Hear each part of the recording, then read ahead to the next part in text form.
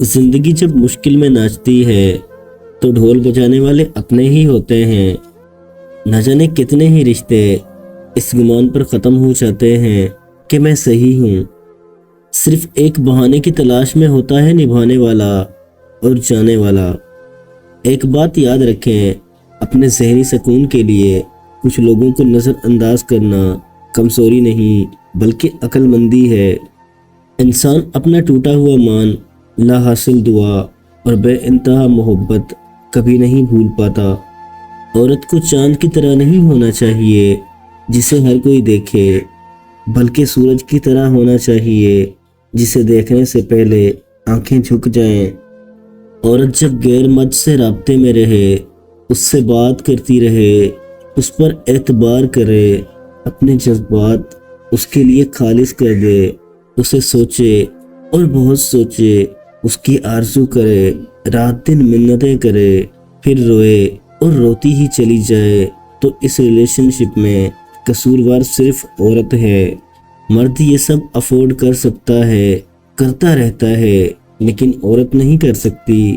وہ تو اس قصور کا خمیازہ بھگتتے بھگتتے تنکے سے بھی ہلکی ہو کر رہ جاتی ہے۔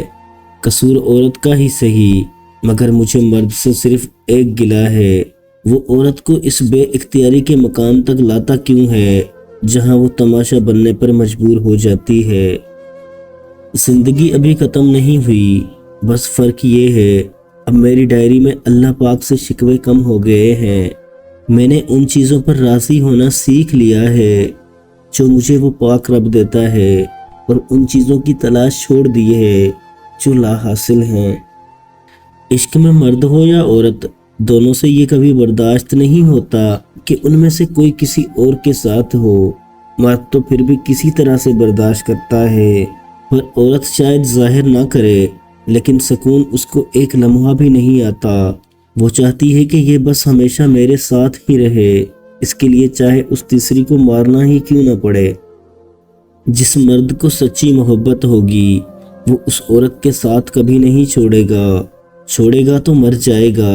غلطی نہ ہونے کے باوجود، سب ختم ہونے کے قریب ہونے کے باوجود، وہ اسے کھونے کے ڈر سے معافی مانگ لے گا۔ یہی سچی محبت کی علامت ہے، ایسا مرد ہیرا ہے۔ منٹو نے عورت کی نفسیات اور فطری جذبات و ہمت پر بہت کچھ لکھا ہے، اور عورت کے لیے ایک جملہ جو کہ بہت انمول کہا، عورت کبھی بدصورت نہیں ہوتی۔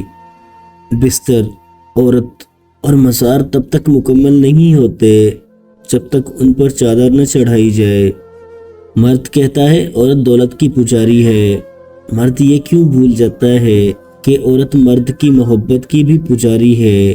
آپ اس پر ساری زندگی ظلم کرتے رہو، مگر کسی ایک لمحے میں اسے محبت کی نگاہ سے دیکھو تو وہ پچھلے وقت کے سارے ظلم بھول جاتی ہے۔ عورت اور مرد کی سوچ میں یہ فرق ہے کہ مرد آنے والے کل کا بھی نہیں سوچتا، اور عورت اس کے ساتھ جنت میں جانے تک کا سوچ لیتی ہے۔ عورت ملکیت کے نہیں، محبت کے حصار میں جینا پسند کرتی ہے۔ مرد کی محبت عورت کو کبھی مکمل سایہ نہیں دیتی، اس کے رویوں کی دھوپ کہیں نہ کہیں سے عورت پر پڑتی رہتی ہے۔ عورتیں تو جھوٹ موٹ میں صرف مسکراتی ہیں، مگر مرد تو جھوٹ موٹ میں پوری محبت تک کر لیتے ہیں۔ مرد نے جب عورت کو چھوڑنا ہوتا ہے تو پہلا وار وہ اس کے کردار پہ کرتا ہے۔ ایک عورت جو اپنے دل کو پھر سے محبت کے لیے کھول دے جب اس کا دل ٹوٹ چکا ہو، یقین جانو تو تم اس سے زیادہ بہادر عورت کہیں نہیں دیکھو گے۔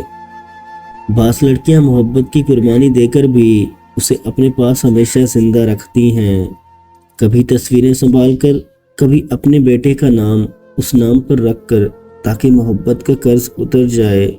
قد سے عورت کی پہچان، جس عورت کا قد لمبا ہو وہ بہت نخرے والی ہوتی ہے، جس عورت کا قد چھوٹا ہو وہ لالچی ہوتی ہے، اور جس عورت کا قد درمیانہ ہو وہ خوش قسمت ہوتی ہے۔